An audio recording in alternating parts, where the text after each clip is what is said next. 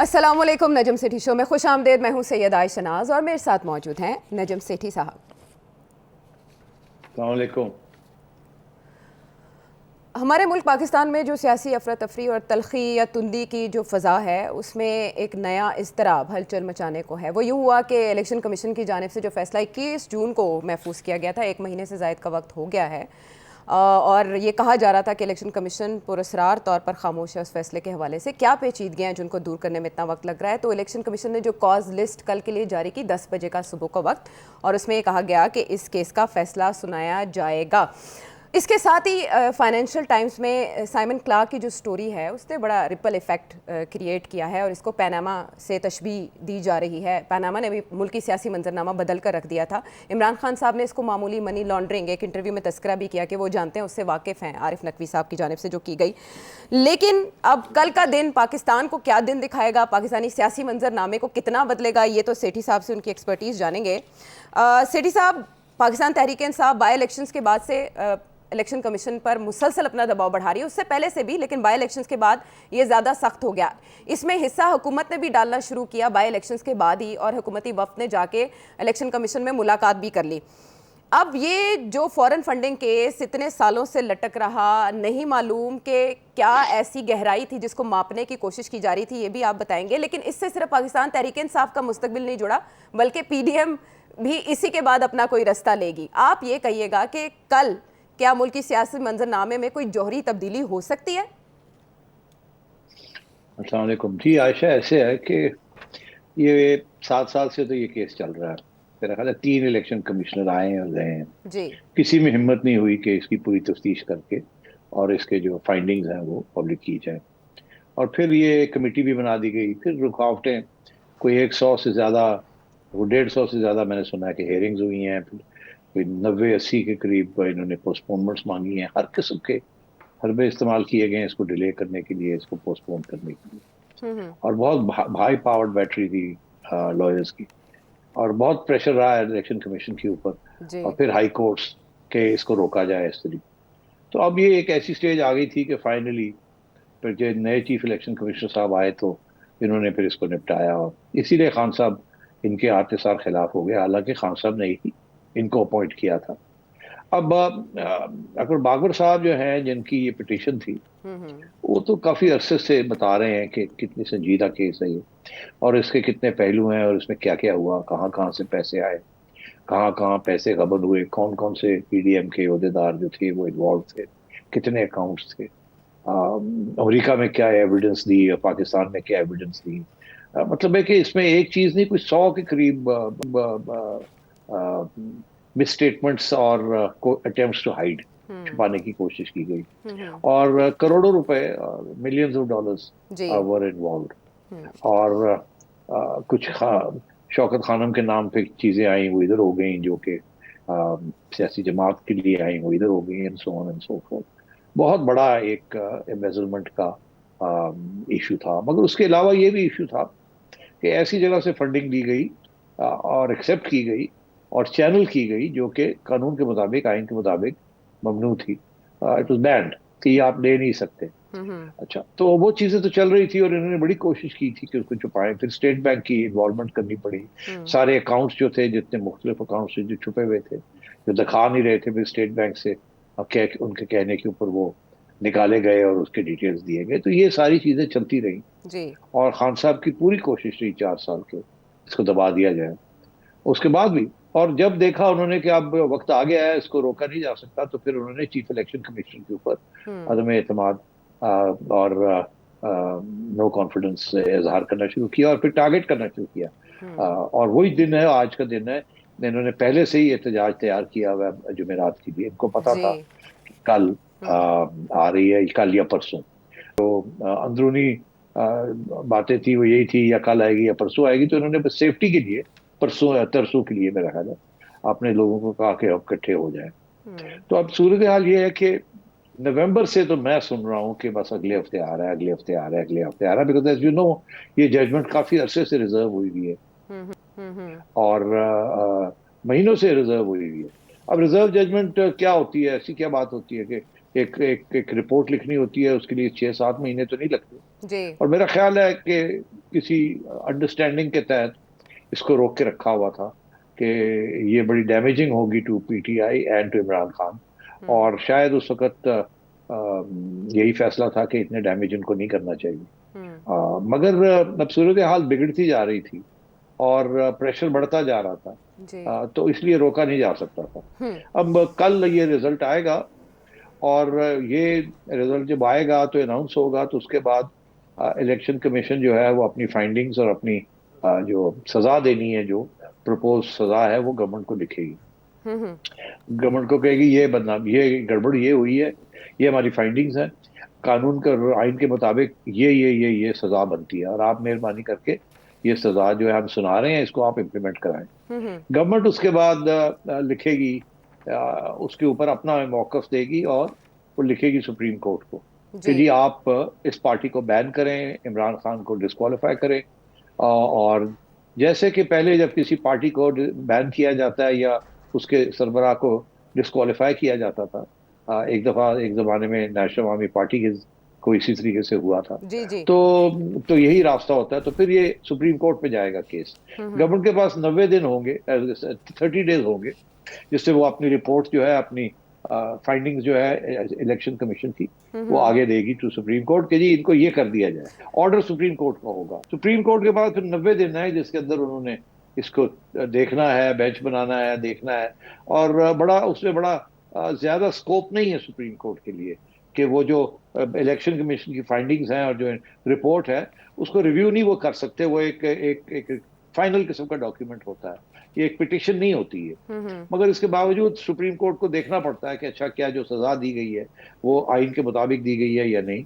ये नहीं कि सजा बनती तो है, मगर क्या उतनी उसका वजन है जितना उसके ऊपर दिया गया, या ज्यादा है या कम है, एंड सो ऑन। तो ये जो केस है, मैं समझता हूँ कि लोगों का ये कहना है कि ये काफी डैमेजिंग होगा फॉर इमरान खान, इसीलिए इसको इतनी देर रोके रखा। और अब क्योंकि खान साहब दंदना रहे हैं और एस्टेब्लिशमेंट को, जनरल बाजवा को और सबको अटैक कर रहे हैं और इस किस्म की जुबान इस्तेमाल कर रहे हैं जिसके साथ रियासत के इदारे कमजोर हो रहे हैं, तो मेरा ख्याल है अब ये फैसला हुआ कि चले फिर अब आप संभालें इसको। ये तो एक चीज थी जो कि हमने रोकी हुई थी, अब इसको आप देख लें, अब जो भी होता है अब आगे आइन और कानून के मुताबिक आपके साथ निपटा जाएगा। तो कोशिश गवर्नमेंट, मेरा ख्याल है, बड़ी खुश होगी। गवर्नमेंट की पूरी कोशिश होगी कि वो जो आगे है इसको सुप्रीम कोर्ट भेजेगी कि उसके अंदर पार्टी को बैन किया जाए। और इमरान लेकिन खान सेठी साहब, को इतने कमजोर सहारों पे कायम हुकूमत इस पोजीशन में होगी कि मुल्क की एक बड़ी पार्टी के खिलाफ कोई डिक्लेरेशन दे? वो देखिए, ये कमजोर हुकूमत या स्ट्रांग हुकूमत की बात नहीं है। इट्स सिटिंग गवर्नमेंट, कोई केयरटेकर गवर्नमेंट तो है नहीं, कोई इंटरिम गवर्नमेंट तो है नहीं। It's duly nominated parliamentary elected government. और अगर बैठी हुई है तो उनके पास आएगा और उन्होंने फिर अपनी रिपोर्ट बना के अपनी तजवीज के साथ आगे भेजनी है, तो ये होगा। हाँ, लेकिन सेठी साहब, आपको नहीं लगता जितने जमहूरियत पसंद है वो कहते हैं कि किसी भी पार्टी के खिलाफ इस तरह की कार्रवाई जहर कातिल साबित होती है? दीगर जमातों के लिए भी माजी में भी हम देखते आए हैं, मोहतरमा बेनज़ीर भुट्टो पे स्विस अकाउंट्स के हवाले से जो इल्ज़ाम लगे, फिर नवाज शरीफ साहब को जैसे नाअहल करवाया गया, वो इसको इससे तशबीह दे रहे हैं इस केस को भी, कि ये बाकी जमातों की तरफ भी रुख करेगा, ये जो इस वक्त पाकिस्तान तहरीक इंसाफ की तरफ जा रहा है रेला? नहीं, देखिए, बाकी जमातों की तरफ तो बहुत कुछ हो चुका है तारीख। एक इकामा के ऊपर एक इलेक्टेड प्राइम मिनिस्टर को, 3 टाइम्स इलेक्टेड प्राइम मिनिस्टर को एक इकामा, जो का मतलब ये है कि एक इनकम जो कि उनको मिली भी नहीं उसके ऊपर उनको डिस्क्वालीफाई कर दिया गया। और फिर एक JIT बना के उनको, और उसके अंदर जजेस के हवाले कर दी गई वो। तो मतलब इससे बड़ा क्या हो सकता था? तो अगर वो कर सकते हैं तो ये तो बहुत बड़ा केस है। तो अब सवाल आपका यही है कि क्या ये, क्योंकि इतनी पॉपुलर पार्टी है, तो उस वक्त नवाज शरीफ साहब की पार्टी भी तो बड़ी पॉपुलर थी। तो ये ऐसी कोई बात नहीं है, कानून कानून होता है, आइन आइन होती है। मगर ये मेरा अपना ये तज्जिया है कि ये जो फैसले आएंगे, ये इस वक्त जो फैसला है, ये तो कानून और आइन के दरमियान, सुप्रीम कोर्ट के पास जब ये जाएगा तो उस वक्त जाहिर है फिर बहुत सी चीजें कंसिडरेशन में आ जाती है। तो मैं ये नहीं कह सकता अब सुप्रीम कोर्ट के क्या फैसले होंगे या क्या नहीं होगा, मगर ये इसमें कोई शक नहीं है कि ये बहुत स्ट्रॉन्ग केस है against PTI and against Imran Khan. अगर आइन के मुताबिक चला जाए और कानून के मुताबिक चला जाए तो कोई इसमें बचाव है ही नहीं, बिल्कुल बिल्कुल कोई बचाव नहीं। अगर इकामा के ऊपर बचाव नहीं था जो कि बिल्कुल इसके बनिस्बत 1% भी नहीं सीरियस था जितना ये सीरियस इशू है। तो अगर उसके मुताबिक जाया जाए तो फिर इमरान खान साहब बच नहीं सकते। मगर सवाल आपका बड़ा रेलेवेंट है कि क्या फिर इसको कैसे देखा जाएगा और कैसे इसके साथ इसको निपटा जाएगा सियासी तौर पे आइन और कानून के मुताबिक। अच्छा, लेकिन अगर पीटीआई इस फैसले के खिलाफ सुप्रीम कोर्ट चली जाए तो नहीं, वो तो जाएगी, दैट देन डजंट मैटर ना, वो तो वैसे ही सुप्रीम कोर्ट जाएंगे और हुकूमत भी जाएगी तो फैसला तो वहीं होगा। हुकूमत तो जाएगी, लेकिन उसका एक थ्रू प्रॉपर प्रोसेस है। लेकिन पीटीआई इस फैसले के खिलाफ फौरी अगर सुप्रीम कोर्ट चली जाए तो हम देखते हैं कि माजी में भी इमरान खान साहब के हवाले से कोई सख्त स्टांस सामने नहीं आया, ऐसे फैसले नहीं आए इमरान खान साहब के लिए जो कि सेटबैक साबित हों। उसकी लीगल जो भी कॉम्प्लिकेशंस हैं उस पर तकसीम है, जाहिर है राय। लेकिन आप क्या समझते हैं, पीटीआई इस पर स्टे ले सकती है और फिर मजीद वक्त लग सकता है जिसको नहीं 8 साल नहीं लगे? नहीं नहीं, कोई स्टे शे का तो है नहीं ना, फौरी तौर पे तो कोई चीज होने नहीं जा रही। हम्म। वो तो सुप्रीम कोर्ट में ही जाएगी अगर, और सुप्रीम कोर्ट में ये यहाँ वहाँ ये पिटीशन दे सकते हैं, इनको सुना जाएगा वहाँ। तो ये कोई फिर उसके बाद रिव्यू पिटीशन जरूर हो सकती है कि जी सुप्रीम कोर्ट का ये फैसला है, इसके ऊपर रिव्यू पिटीशन हो जाए। मगर अभी तो एक एक कानून के मुताबिक एक रास्ता है कि election commission to government, government to supreme court. Supreme court में फिर जब ये जाएगा तो वहां फिर ये पीटीआई को बुलाया जाएगा या वहां रिव्यू के लिए देखा जाएगा, ये हो सकता है। मगर वो तो फिर कानून के मुताबिक जो भी है जो होगा। तो माजी में जब पाबंदी लगती रही है तो उसके ज़ाहिर है और भी वे आउट्स थे जो कि अडॉप्ट किए गए। आप तो ये प्रिडिक्ट कर रहे हैं कि फैसला कल सख्त हो सकता है, तो उसके बाद पीटीआई के लिए क्या ऑप्शंस होंगे आपके ख्याल में? देखिए, पीटीआई तो ऑब्जेक्ट करेगी, वो तो पहले दिन से उसने तैयारी की हुई है कि ये दिन आना है और हमारे गले में फंदा पड़ना है और हम पहले से कहना शुरू कर दें ज्यादती हो रही है, ज्यादती हो रही है, ज्यादती हो रही है। और वो तो तैयार करें, अपना बयानिया लेके बैठे हैं। उनके जो लोग हैं, जो सपोर्ट बेस है, वो भी तैयार बैठा है कि हाँ हाँ कोई नहीं, देखे जो भी इमरान खान के बारे में आती है बात वो झूठ है, वो गलत है, हम तो नहीं मानते, हम तो नहीं जानते। तो वो एक एक माहौल बाहर बाहर बाहर तो बना हुआ है। मगर अब आपने देखा ना कि ये इस वक्त जो तब्दीलियां हो रही हैं इदारों के अंदर भी, जी जी। उससे ऐसे ही एक सिग्नल जा रहा है कि अब बस बहुत हो गया। और ये खान साहब जो है ये कानून के बाहर ऑपरेट कर रहे हैं और this will not be accepted, this will not be tolerated. तो ये एक, मैं समझता हूँ, एक फैसला हो चुका है जिसकी वजह से कल अब आपने जब ये इलेक्शन कमीशन ने ये अनाउंस करना है तो उन्होंने रेंजर्स और पुलिस वगैरह सब बुला लिए और एस्टैब्लिशमेंट बिल्कुल पूरी बैकिंग कर रही है इलेक्शन कमीशन और गवर्नमेंट की। तो इसलिए I think this is going to be watershed moment Khan sahab के लिए और ये पाकिस्तान की सियासत के लिए। इसमें काफी कुछ है। अब देखना यह है किस किस्म की जजमेंट है, क्या सजा दी गई है। और देखिए, पहले तो ये लोग कहते थे ना आयशा जी जी। कि सजा दी जाएगी, उसमें ये होगा कि जी वो जो पैसे इधर उधर हुए हैं वो कॉम्पेंसेट करे, वो फाइन जुर्माना हो जाएगा। और इमरान खान कहेगा मुझे क्या पता था, वो तो एक फर्ग्यूसन ने या किसी ने जी जी। ऑडिट किया था तो मैंने तो साइन कर दिया, वगैरह वगैरह वगैरह वगैरह। ये सारी बातें डिफेंस में तो उन्होंने की है और आगे भी करेंगे। जी जी। अब ये डिपेंड करता है कि फिर इसको कैसे देखा जाएगा इन चीजों को, और वो इमरान खान साहब की जो जिम्मेदारी है वो क्या ठहराई जाएगी, जी। लीडर ऑफ द पार्टी की जो जिम्मेदारी है। ठीक है। इसलिए आई थिंक ये पहला ऐसा केस है जहां इतनी बड़ी एक पोलिटिक, देखिए ना, इससे पहले नेशनल अवामी पार्टी को बैन किया या ये छोटी छोटी पार्टीज जो होती हैं उनको बैन कर देते हैं। सिर्फ ये जो प्रोसीजर है ये एक दो पार्टीज के लिए तारीख में ये इस्तेमाल हुआ है। ये अब बहुत बड़ी पार्टी है, एक पॉपुलर पार्टी है जिसका सपोर्ट जुडिशरी में भी है, फौज में भी है, और ब्यूरोक्रेसी में भी है, मिडिल क्लासेस में है, और इस वक्त धन आ रही है। तो इसके खिलाफ इतना बड़ा कदम उठाना कि उनको उड़ा के रख देना, ये एक सियासी एक किस्म का फैसला होगा। कानूनी तौर पे तो वाटर टाइट केस, ये अगर कोई और पार्टी होती तो वो पहले दिन ही उड़ जाती है, एक 30 दिन के अंदर अंदर ये फारग हो जाते। मगर ये इतनी बड़ी पार्टी, इतना बड़ा लीडर, और उस वक्त ये हुकूमत में भी थे और एस्टैब्लिशमेंट के साथ ऐसे थे, सेम पेज तो कौन थे जी। लेकिन बिल्कुल, तो वो तो हाँ, हिम्मत हाँ, लेकिन सेठी हिम्मत साहब नहीं थी किसी की। कम से कम कहा जा रहा है कि फंडिंग जब्त करने के हवाले से फैसला आएगा या ज़्यादा से ज़्यादा पार्टी बैन करने की सूरत में, दोनों सूरतों में अवामी सतह पर क्या रद्दमल आप एक्सपेक्ट कर रहे हैं उस पीटीआई का जो कि इससे पहले 2 असेंबलीज़ में चीफ इलेक्शन कमिश्नर के खिलाफ करारदाद मंजूर कर चुके हैं और उनसे इस्तीफे का मुतालबा कर चुके हैं, 2 असेंबलीज़ जिनका हवाला इमरान खान साहब बार बार दे रहे हैं। फवाद चौधरी साहब रेफरेंस लाने का ऐलान कर चुके हैं कि जी हुकूमती वफ़द से चीफ इलेक्शन कमिश्नर ने किस हैसियत में मुलाकात की। तो मेरा ख्याल है वो ऐड कर लेते हैं कि वो क्या कह रहे हैं, फिर उसके बाद आपसे मैं जानूंगी। इलेक्शन कमीशन के ऊपर 2 अब पाकिस्तान की असेंबलीज ने रेजोल्यूशन पास किए हैं कि कोई कॉन्फिडेंस नहीं है उनके ऊपर, इस इलेक्शन कमिश्नर के ऊपर। और पख्तूनख्वा की असेंबली ने आज पास किया है, पंजाब असेंबली ने कल पास किया। इसका मतलब कि तकरीबन 80% पाकिस्तान की आबादी कोई इस इलेक्शन कमीशन के ऊपर कॉन्फिडेंस नहीं है। जुमेरात को दोपहर को हमने इलेक्शन कमीशन के सामने प्रोटेस्ट करना है कि ये रिज़ाइन करें, क्योंकि जब 80% पाकिस्तान की जो आबादी को रिप्रेजेंट करते हैं उनको कॉन्फिडेंस नहीं है, कोई किसी सूरत उस इलेक्शन कमीशन को अगले इलेक्शंस कंडक्ट नहीं करने चाहिए। आने वाले दिनों में पेशगी ऐलान कर दिया एहतजाज का, इलेक्शन कमीशन दबाव में फैसला नहीं करेगा सेठी साहब?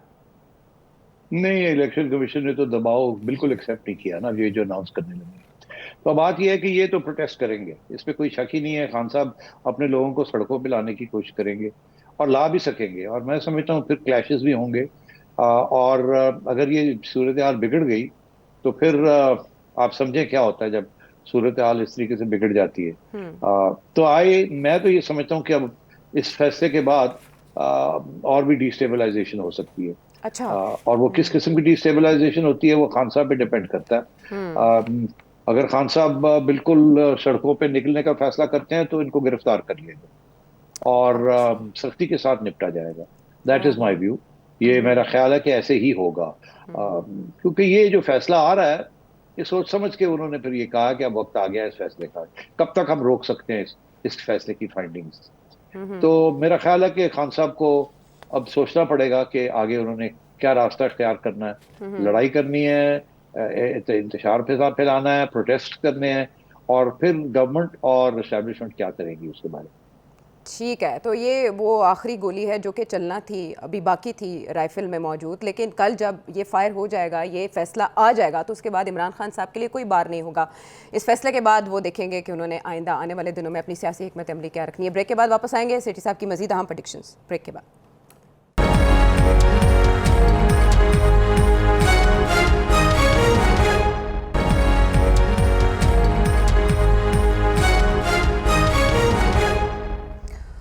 Welcome back to the show. अच्छा सेठी साहब, पीडीएम का इजलास जो कि शेड्यूल था कल और परसों, वो डिले किया गया, कल के दिन कैंसिल हुआ इस बिना पर कि शहबाज शरीफ साहब सैलाबज़दा इलाकों के दौरे पर हैं, रिलीफ सरगर्मियों का जायज़ा ले रहे हैं। लेकिन उसमें अब एक शायबा ये गुजरता है कि शायद अंदाज़ा था उनको कि कल ये फैसला आ रहा है, इस बारे में तस्दीक तो आप ही कर सकते हैं। लेकिन पीडीएम के इजलास में अब का जो एजेंडा बताया जा रहा है ज़राए के मुताबिक वो ये कि कबल अज़ वक्त इंतखाबात पर सारे स्टेक होल्डर्स को एतमाद में लिया जाएगा। शेख रशीद साहब ये बात कह रहे हैं कि सब कन्विंस हो गए इंक्लूडिंग जरदारी साहब, लेकिन मौलाना फजल रहमान कन्विंस नहीं हो रहे। नवाज शरीफ साहब क्या सोच रहे हैं आपके ख्याल में, और पीडीएम का ये इजलास जो होने जा रहा है इसमें कोई बड़े फैसले मुतवक्के हैं? देखिए, ये 2 दिन का इजलास था, कल और परसों। कल के इजलास के अंदर मेरी इतला के मुताबिक मिफ्ता इस्माइल साहब और हुकूमत के जो करते धरते हैं, जो इकोनॉमिक और पॉलिटिकल पॉलिसीज बना रहे हैं, उनसे पूछ होनी थी कि आप क्या करने जा रहे हैं, आपके क्या तज्जिया है, किस किस्म की मुश्किलात आगे आ रही हैं, इकोनॉमिक हार्डशिप्स आप आवाम के ऊपर कितनी और इम्पोज करेंगे, क्या फ़ायदा क्या नुकसान। ये सारी चीज़ें जो थी उनके साथ बैठ के बात होनी थी। काबीना के अंदर तो ये बातें होती रहती हैं, मगर मियां नवाज शरीफ साहब का ये ख्वाहिश थी कि हमें भी बताया जाए कि आप ये जो इक़दाम कर रहे हैं इसके साथ क्या फ़ायदा और क्या नुकसान है हमारा, और क्या ये सारी बातें उनको क्रॉस एग्जामिन करना था। ये सारे पेट्रोलियम, गैस, आगे जो महंगाई होने जा रही है, ये सब के बारे में कि हमें बताएं आगे क्या आप करने जा रहे हैं, आप क्या होने जा रहा है, जिसकी वजह से क्या हमारी पार्टी की पॉपुलैरिटी बढ़ेगी या गिरेगी। उसके बाद फिर अगले इजलास में ये डिस्कस होना था कि कल के इजलास में ये लगा कि हमारी पॉपुलैरिटी गिरती जाएगी। अगर गिरती जाएगी तो फिर ये सवाल होगा कि हमें रहना चाहिए या घर जाना चाहिए, और अगर रहना चाहिए तो कितनी देर तक रहना चाहिए और क्या करके रहना चाहिए और क्यों, और अगर घर जाना है तो क्या बयानिया बना के घर जाना है और अपने नुकसान को कम करना है। क्योंकि दिन ब दिन अगर नुकसान हो रहा है तो फिर ये तो अच्छी बात नहीं है कि हमारा नुकसान हो रहा है, क्योंकि जब इनका नुकसान होता है तो इमरान खान का फायदा होता है। मगर अब ये मेरा ख्याल है ये जो इजलास है ये थोड़ी देर के लिए मुलतवी हो जाएंगे, कल के जो फैसला कल आ रहा है, क्योंकि उसके साथ सियासत के ऊपर एक और समझे ना एक और क्लाउड आ जाएगा। सारे कैलकुलेशंस जो हैं, जो पहले आप इंडिविजुअली कर रहे थे ऑन द बेसिस कि इमरान खान इस वक्त बड़ा तकड़ा है, इमरान खान को कैसे काउंटर करना है, कैसे बचना है, इलेक्शन में जाना है तो वो क्या करेगा, हम क्या करेंगे, वो जीतेगा हम हारेंगे, हम जीतेंगे वो हारेंगे, उनकी पॉपुलैरिटी कितनी है, हमारी कितनी कम हो रही है, ये महंगाई का इतना कितना असर है, हमारी पार्टी के अंदर कितने प्रॉब्लम्स हैं, ये सारी बातें जो हैं ये फिर अब दब जाएंगी। अब अच्छा। इश्यू बन जाएगा इमरान खान के साथ क्या होना है। अब अच्छा। इसको ये अगर गिर गया है थोड़ा सा, तो क्या इसे और गिराना कैसे है, और अगर गिराने के साथ हम और ये ठहर सकते हैं और काम और जो हम काम कर रहे हैं नेशनल इंटरेस्ट में ये हो सकता है कि नहीं हो सकता। अब ये मेरा ख्याल है सारी जो डिबेट है ये चेंज हो जाए। अब पहले अगर ये फैसला था कि हमसे ये नहीं चलाया जा रहा, हमारी बदनामी हो रही है, तो हम घर चले जाते हैं और केयर टेकर्स कर लें। इसके बाद ये ऐन मुमकिन फैसला ये हो कि अब इमरान खान इसके बाद कमजोर हो जाएगा, इसके ऊपर बड़ा दबाव होगा, ये भागेगा इधर कभी उधर भागेगा, और इसलिए हमें बैठना चाहिए, हमें घर नहीं जाना चाहिए, और जो मुल्क के लिए हम कर रहे हैं वो हमें करना चाहिए, और जब इलेक्शन की बारी आएगी हम देख लेंगे कब इलेक्शन करनी है नहीं करनी। इमरान खान साहब ने तो अभी बयान दिया है ना कि इलेक्शन जो है 6 से 8 हफ्ते हफ्तों में में, होनी हाँ चाहिए। जी, हाँ जी। यही तो हम काफी अरसे से कह रहे थे कि यही एक प्रोजेक्ट था कि अक्टूबर में इलेक्शन होनी चाहिए, और नई हुकूमत आके ये फैसला करे कि अगले आर्मी चीफ किसको बनाना है और क्या करना है और क्या नहीं होना। और अब ये सूरत हाल ये है कि ये जो फैसला आया है इस स्टेज पे, इसके साथ इमरान खान का कितना नुकसान होगा, और अगले जो जो जो आपकी सियासत है वो कैसे इसमें असरअंदाज होगी, वो क्या उसकी कौन ऊपर जाएगा कौन नीचे आएगा, और क्या इस स्टेज पे फिर इलेक्शन की तरफ जाना जरूरी है भी या नहीं। तो मैं ये समझता हूं कि पुराने कैलकुलेशंस जो भी थे अब इसके बाद तब्दील हो जाएंगे। और अगर ये पहले फैसला हो रहा था कि जी अब हमें घर जाना चाहिए और केयर टेकर्स को आना चाहिए, अच्छा। जो कि मेरा भी ख्याल था कि अब वो स्टेज आ गई है कि इनका नुकसान बहुत होना शुरू हो गया है, और इमरान खान जो है उनको कोई रोकने वाला नहीं है, और उनकी पॉपुलैरिटी बढ़ रही है, तो इसका ये मतलब है कि फिर ये तो we are going in for a new election, ये तो नहीं संभाल सकेंगे। तो अब सूरत हाल ये होगी कि इमरान खान के साथ के ये जो फैसला आया है अगर इसके बाद, तो ये बिल्कुल पीडीएम ये सोच सकती है अब हमें घर जाने की जरूरत नहीं है, अब तो वो उसको तो वैसे ही गिरा दिया गया है, या और ये गिरेगा, या और इसके ऊपर प्रॉब्लम्स आएंगे इसके, या ये इलेक्शन लड़ ही नहीं सकेगा, या व्हाटएवर और से नए फैक्टर्स आएंगे। अभी हमने देखना है क्या जजमेंट आती है, इमरान खान क्या करता है, एस्टेब्लिशमेंट क्या करती है, गवर्नमेंट क्या करती है, बिकॉज अब तो एक्शन रिएक्शन होगा ना अब तो, क्योंकि इसके ऊपर इमरान खान का रिएक्शन आएगा, फिर उसके वो रिएक्शन के ऊपर गवर्नमेंट का रिएक्शन आएगा, जी गवर्नमेंट और जी, एस्टेब्लिशमेंट एक सफे पे होंगे या नहीं होंगे, ये सारी बातें अब आगे जाके देखनी है। मैं बिल्कुल ठीक। समझता हूँ एक दफा फिर पाकिस्तान की सियासत खुलने जा रही है, और वो जो पुराने जो कैलकुलेशंस थे वो इस दफा फिर चैलेंज होने जा रहे हैं। Very right. आपकी आवाज़ का ज़ेरो बम बता रहा है सेठी साहब कि कल आने वाले फैसले का मैग्नीट्यूड बहुत होगा और ये दीगर पॉलिटिकल पार्टीज़ के लिए मोमेंटम सेट करेगा।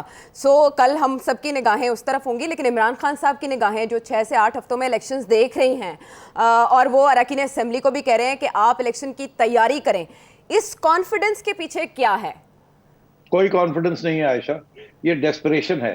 ये अपनी पार्टी को दिलासा दिया जा रहा है कि मैं बड़ा कॉन्फिडेंट हूं, हम इलेक्शन की तरफ जा रहे हैं, मैं करूंगा इलेक्शन और मैं जीतूंगा। मगर आपने देखा कि पिछले 10-15 दिन से खान साहब चुप है। यस खान साहब ने सिर्फ सवाए एक छोटी सी ट्रिप मारी है टू जी। पंजाब, और ये इलेक्शन की बात कर रहे हैं, मगर वो जिस शदीद पैशन के साथ और करे मैं एग्रेसिव आ थे रहा हूँ बहुत, लेकिन अब हाँ, एग्रेसिव और नहीं वो है जो उस था तरह कि से। आप जी। देखिए ना पंजाब की हुकूमत इनको मिल गई है, मगर तवक्को ये थी ना कि ये फौरन ऐलान करेंगे कि तैयारी करो हम जा रहे हैं इस्लामाबाद, मगर इन्होंने ऐसी कोई बात नहीं की। जी। इन्होंने ये कहा इलेक्शन जो है वो 6 से 8 हफ्ते के बाद हो रही है, कोई लॉन्ग मार्च की बात नहीं हुई, कोई कुछ नहीं हुआ, ऐसे ही जैसे कि वो तो हो ही रहा है, वो तो सेटल हो गया कि अक्टूबर में इलेक्शन होगी और ये अब जा रहे हैं, खुद ही जा रहे हैं। तो मैं ये समझता हूँ खान साहब को पता था कि ये जो फैसला आ रहा है ये बहुत इसके साथ एक अर्थक्वेक आएगी, तो वो उसकी अब एंटिसिपेशन में उन्होंने अपने जो सारे फैसले थे वो रोक दिए कि अच्छा अब क्या होगा, देखते हैं क्या होगा। तो इसलिए आई थिंक ये जेन्युइनली ये काफी जो सारे इक्वेशंस है ना सारे सियासी जमातों के, वो अब चेंज हो जाएंगे। तो 11 अफराद के इस्तीफों के पीछे सेठी साहब क्या चाल है? उन हलकों में जहां मार्जिन बहुत कम है, वहां ज़िमनी इंतखाबात के इनेकाद का इरादा है हुकूमत का, उसके खिलाफ इस्लामाबाद हाई कोर्ट चले जाना पीटीआई का, ये क्या गेम चल रही है?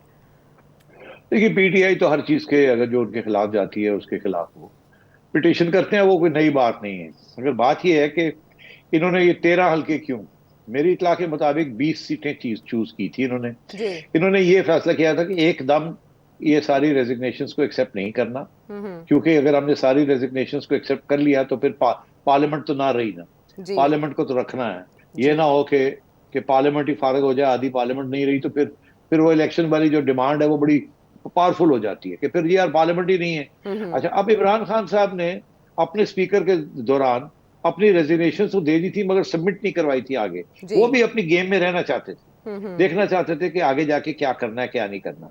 अब इस हुकूमत को ये फिक्र था कि अगर कोई गड़बड़ हो गई और इनकी मेजोरिटी कम हो जाती है, क्योंकि MQM या बलोच या कोई इधर उधर हो जाता है किसी वजह से भी, तो ये ना हो कि ये लोग वापस आ जाएं असेंबली, और वापस अगर आ गए असेंबली के अंदर तो फिर और एक नया एक ड्रामा शुरू हो सकता है कि इमरान खान ना किसी तरीके के साथ एक मेजोरिटी कॉबल कर ले फिर से।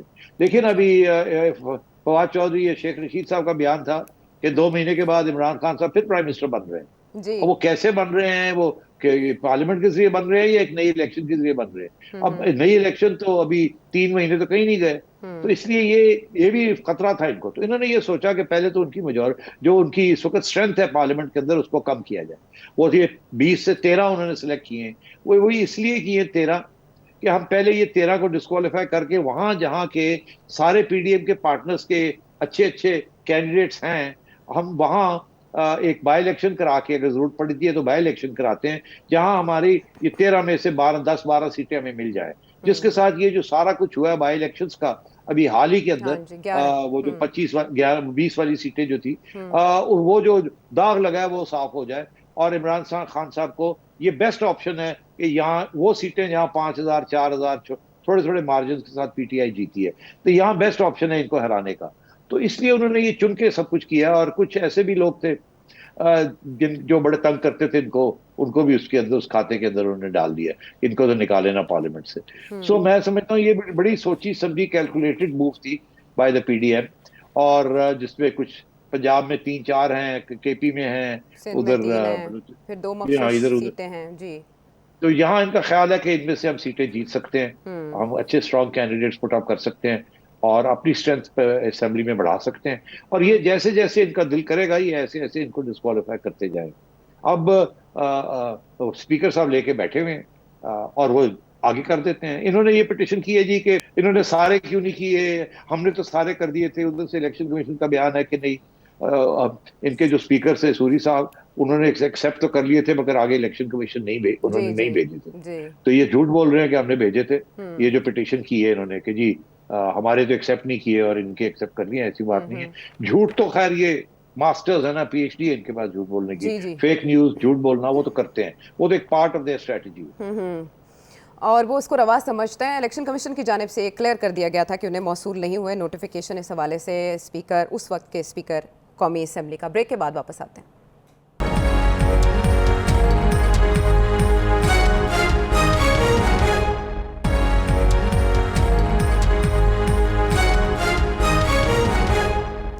शो में एक बार फिर खुशामदेद। और अब सेठी साहब ने जैसे कि प्रेडिक्ट किया कि PDM के इजलास में क्या होना था, इकोनॉमी के ऊपर बात होनी थी, क्योंकि हुकूमत को सबसे ज़्यादा जो तनकीद का सामना करना पड़ा वो इकोनॉमी के ऊपर लिए गए फैसलों की वजह से था। उस पर मिफ्ता इस्माइल साहब के ताज़ा बयानात जल्दी पर तेल का काम कर रहे हैं। इस हुकूमत के लिए हजीमत का सामान है वो कि वो महंगाई कम करना उनका टारगेट नहीं था। वो सियासी आदमी नहीं है, इकोनॉमी को समझने वाले हैं, शायद इसलिए इस तरह की स्टेटमेंट्स वो देते हैं। क्या कहा उन्होंने, पहले वो सुनेंगे। मेरी ना महंगाई रोकने की मेरी नंबर 1 प्रायोरिटी रही है अब तक, मैं सीधी सीधी बात करता हूँ, ना ग्रोथ लाने की मेरी प्रायोरिटी रही है। मेरी प्रायोरिटी तो सिर्फ डिफ़ॉल्ट से पाकिस्तान को बचाने की रही है। मैं आपसे फिर गुजारिश करता हूँ, खाने पीने की चीज़ें बहुत बढ़ गई हैं। मेरी अपनी बहनें मुझे बताती हैं कि चीज़ें महंगाई बहुत बढ़ गई है, इसमें कोई दो राय नहीं है, ठीक है। और मैं seriously as a minister of finance में शर्मिंदा हूँ कि मैं और कुछ नहीं कर सकता हूँ। काश मैं कर सकता, लेकिन मेरे हाथ बंधे हुए हैं भाई। इतना एतराफ़ बरमला। बहरहाल ये सच कितना भारी पड़ सकता है पीडीएम की हुकूमत को, वो तो एक अलग बात। लेकिन ऐसे में आर्मी चीफ का सामने आना, जब ये हुकूमत कोशिशें कर रही है, मुज़ाकरात कर रही है, और ये एक्सपेक्ट किया जा रहा है, प्रिडिक्ट किया जा रहा है कि जब समर रिसेस के बाद जब दोबारा बोर्ड का इजलास होगा तो किस्त का इजरा हो जाएगा। लेकिन आर्मी चीफ फ़ोन करते हैं वेंडी शर्मन को और वो उनसे रिक्वेस्ट करते हैं कि आप ये इजरा जल्दी कर दें, तो इमरान खान साहब को ये बात पसंद नहीं आई। क्या कहते हैं वो? क्या ज़रूरत पड़ी थी उन लोगों को जो देख रहे थे ये साजिश हो रही है और उन्होंने फैसला किया कि जी हम कुछ नहीं करेंगे?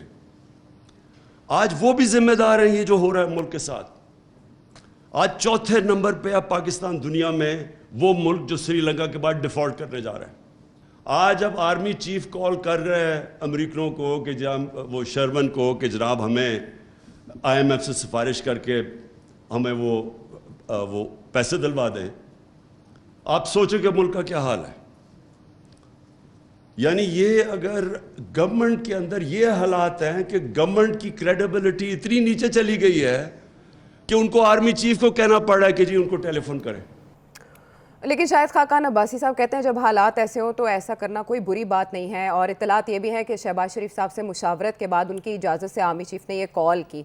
आपका ख्याल भी यही है कि आर्मी चीफ की ये कॉल जो है वो रजामंदी से हुई या इसकी ज़रूरत नहीं थी? देखिए, ये रजामंदी या नहीं रजामंदी ये छोड़िए इन बातों को। बहुत सी बातें हो जाती हैं, रजामंदी होती है नहीं होती, छोड़े इन बातों को। ये हुकूमत तो हर चीज में ही रजामंद है आर्मी चीफ के साथ, तो ऐसी कोई बात नहीं। अब बात जैसे इमरान खान एक जमाने में था, और इमरान खान का ये कहना कि जी ये कैसे इन्होंने कर दिया और ये गवर्नमेंट का फेलियर है, बात ये है कि खान साहब के ज़माने में यही आर्मी चीफ बड़ी भाग दौड़ करते थे इसी किस्म की चीज़ों के लिए। जब खान साहब तल्लुकात बिगाड़ देते थे तो यही भाग दौड़ करके ठीक करते थे, सऊदी अरेबिया के साथ, अमरीकनों के साथ, यूरोपियंस के साथ, चाइनीज़ के साथ, कतर चाइनीज़ के साथ, यही करते थे। दिन रात ये भाग दौड़ करते थे पहले दिन से। जी, मैं याद है मुझे कि जब ये प्राइम मिनिस्टर बने तो इनसे रिक्वेस्ट की गई कि आपने अब दौरा करना है सऊदी अरेबिया का और उसके बाद चाइना का, बिकॉज सबसे बड़े हमारे ये डोनर्स हैं और फ्रेंड्स हैं, और आप जाके आपने सलाम दुआ लेनी है। ये एक तारीख, जब भी कोई नया प्राइम मिनिस्टर बनता है पाकिस्तान में, as far as I can remember, सबसे पहले उनके दौरे यही होते हैं। Friendly Muslim country, friendly strategic ally, जिसके ऊपर आप बहुत रिलायंस आपकी रही है थ्रू आउट इन हिस्ट्री। तो इन्होंने कह दिया जी मैंने नहीं जाना। मेरा ख्याल है इनको कहा गया था कि पहले 3 महीने आपने मुल्क से बाहर नहीं जाना, वो कुछ नहीं कुछ दिन भूत कोई एडवाइस थी, तो इन्होंने इनकार कर दिया। और बहुत फिर आर्मी चीफ को भागना पड़ा कि जाके उनको कहना पड़ा कि उन्होंने आना था मगर तबीयत खराब हो गई वगैरह वगैरह वगैरह। तो पहले दिन से शर्मिंदगी का बायस ये बने रहे और आगे भी जाके ऐसी हरकतें करते रहे। हाँ, तो अब बात ये है कि ये तो जॉब जो है ये जनरल बाजवा कब से कर रहे हैं विद इमरान खान, और यहाँ तक कि जब परवेज इलाही साहब ने ये कहा कि इनके तो नैपी चेंज करते रहे और इनको आदत पड़ी हुई है मेरे नैपीज चेंज होने की, तो उनका इशारा यही था कि सारे काम तो आर्मी चीफ करता रहा और फौज करती रही इनके लिए, इन्होंने क्या किया था। तो आज इमरान खान साहब के लिए ये कहना कि आर्मी चीफ ने ये क्यों मदाखलत की है, ये शॉकिंग, बड़ी हिपोक्रिटिकल सी बात है। इसके ऊपर कोई तवज्जो नहीं देनी चाहिए। नंबर 2 काम है ये। सारी 4 साल आप यही करवाते रहे और अभी भी आप यही भीख मांग रहे हैं कि मेरी हेल्प करो, मेरी हेल्प करो, मेरी हेल्प करो। न्यूट्रल क्यों हो, प्रो मेरी तरफ आओ। तो बात ये तो खान साहब की बात। मगर अब दूसरा इशू ये है जो मैं समझता हूँ इससे ज्यादा अहम है, वो ये है कि आर्मी चीफ ने क्यों ये कॉल की। इससे 2 बातें नजर आती है। एक तो अनफॉर्चुनेटली ये लगता है कि इस गवर्नमेंट की जो कोशिश थी कि IMF प्रोग्राम जो है जल्दी से जल्दी ऑनलाइन लाया जाए, वो फेल हो गया। अगर वो फेल ना होते तो आर्मी चीफ को ये मदाखलत करने की जरूरत ही ना पड़ती। तो ये तो बड़ी क्लियर कट एक सिग्नल है कि डिफॉल्ट जो है वो इस गवर्नमेंट का कहना है हमने बचा लिया है डिफॉल्ट से। वो तो एक्चुअली मैं तो कुछ अरसे से कह रहा हूँ डिफॉल्ट का तो खतरा ही नहीं था जी। अभी कौन सा इन्होंने काम किया जिसकी वजह से डिफॉल्ट से ये बच गए हैं, सवाए पेट्रोलियम की कीमतें बढ़ाने में और तो कोई ऐसी चीज नहीं है कि इन्होंने की है कि डिफॉल्ट जो है वो बच गई है। और मैं पिछले प्रोग्राम में ये कह भी चुका हूँ कि कोई डिफॉल्ट का खतरा नहीं था, ये एक ड्रामा बनाया गया था जिसके अंदर बहुत से इंटरेस्ट थे कि इसको कहा जाए डिफॉल्ट डिफॉल्ट डिफॉल्ट, ताकि हम ये कुछ काम कर सकें और बात को आगे बढ़ा सकें। तो ये डराया था। और बात ये है कि कोई डिफॉल्ट का खतरा नहीं था। बिल्कुल मैनेज हो रहा था। और ये हिसाबदार सब काफी अरसे से यही कह रहे थे कि कोई डिफॉल्ट का खतरा नहीं है, रीशेड्यूलिंग का खर्चा है वो हम कर सकते हैं, कोई इसकी बात नहीं है। मगर चले छोड़े उस बात को। अब आर्मी चीफ की इंटरवेंशन करना, दो बातें, एक तो ये कि ये गवर्नमेंट कामयाब नहीं रही to get the IMF to come on board quickly. जी। दूसरी बात ये कि अगर ये इन्होंने इंटरवेंशन करनी भी थी तो इसको पब्लिक करने की क्या जरूरत थी? ये behind the scenes army chief बात कर सकते थे, किसी को भेज सकते थे बात करने के लिए, खुफिया बात कर सकते थे, उनको कह सकते थे कि ये बात पब्लिक नहीं करनी है आपने, मेहरबानी करके हमारे ये इस किस्म के प्रॉब्लम्स हैं, तो आप हमारी हेल्प करें। मगर प्लीज देखिए, बहुत सी बातें होती हैं। For example army chief US ambassador को बुला के ये कह सकते, यूएस एम्बेसडर कन्वे कर सकता था वहां मीटिंग कि जी वो उनकी ये रिक्वेस्ट है। मगर ये जो किया और फिर पब्लिक में ये बात सामने आई, करवाई गई या आ गई या इनको पता था ये आएगी, अब देखना ये है कि क्या ये कामयाब होती है ये बात कि नहीं।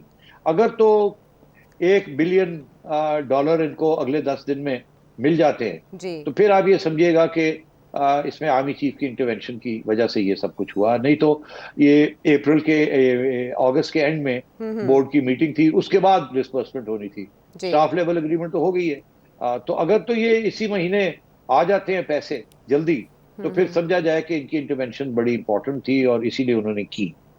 और अगर नहीं आते तो फिर इसके कुछ फिर आपको फिर मुझे पूछना पड़ेगा 15-20 दिन के बाद कि इसका मतलब क्या था, क्या ये क्या पैगाम था या क्या मैसेज दी जा रही थी, एंड सो ऑन।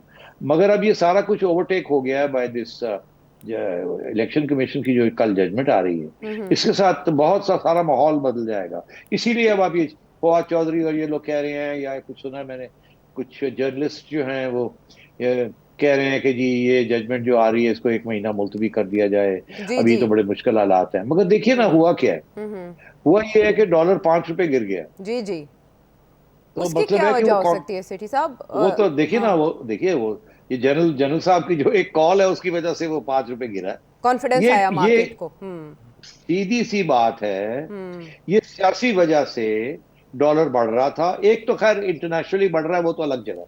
जो पाकिस्तानी रुपया गिर रहा था, स्पेकुलेटिव जो जो इशू था वो यही था कि पॉलिटिकल इंस्टेबिलिटी बढ़ी है। मगर जब ये आर्मी चीफ ने सामने होकर ये बात कही तो उससे ये लगा है, जो मैं पैगाम ये गया है कि ये अब पैसा आ रहा है, अदरवाइज इन्होंने ये करना नहीं था।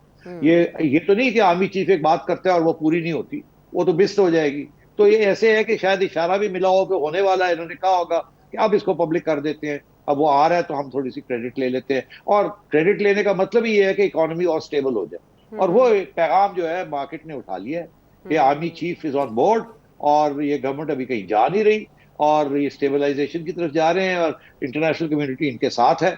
तो इसका मतलब है कि नाउ पॉलिटिकल स्टेबिलिटी आ रही है। मगर अब ये जो कल फैसला आने जा जी। इसके साथ फिर थोड़ी बहुत वो जैसे कहते हैं ना गड़बड़ होगी। हाँ। और डिपेंड करता है कि कितनी गड़बड़ होगी, वो इमरान खान पे डिपेंड करता है। अगर इमरान खान वायलेंट प्रोटेस्ट की तरफ जाता है तो फिर यकीनी तौर पे गिरफ्तारियां होंगी और पुट डाउन किया जाएगा any attempt at violent protest. ठीक है, मूव्स की बारीकियां और निटी-ग्रिटी सेठी साहब ने हमें समझाई। आप कुछ मजीद जानना चाहें तो अपना सवाल भेजिए, फीडबैक दीजिए। अगले प्रोग्राम तक के लिए अल्लाह हाफिज़।